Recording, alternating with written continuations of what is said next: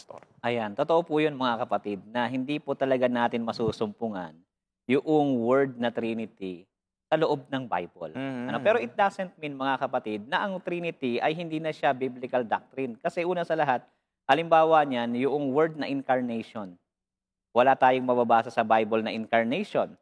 Pero alam natin na si Jesus Christ ay nag-incarnate, isang divine being, Diyos, nagkatawang tao. Bagamat yung word na incarnation wala doon, alam po nating lahat na si Jesus Christ talaga ay nag-incarnate, Mm. nagkatawang tao. Same thing po ng word na millennium. Hmm. Yung word na millennium, wala rin yan sa Bible, pero makikita natin yung konsepto, yung turo ng millennium ay nasa Bible. So dito, Pastor Bjorn, kaya nga binanggit ko kanina yung prinsipyo ng Tota Scriptura kasi para makita natin na hindi lang dapat tayo sa isang talata nagbabase, kundi sa kabuuhan na kapahayagan ng Biblia.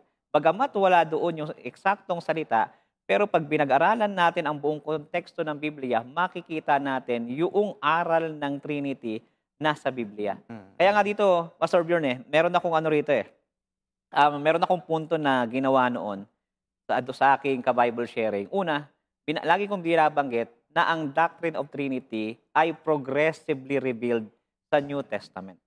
So, ibig Mhm. sabihin po nito, wala po talaga tayong makikitang single text na binabanggit na ito, Trinity.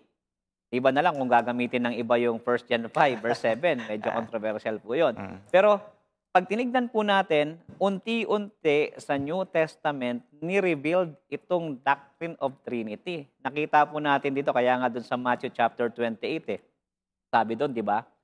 Bautismuhan nyo sila sa pangalan ng Ama, Ah. ng Anak, at Banal na Espiritu. Sa English, baptizing them in the name. Hmm. Pero tatlo yun tatlong pangalan yung nandun.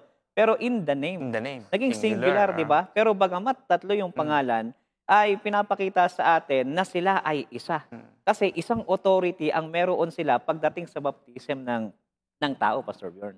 So,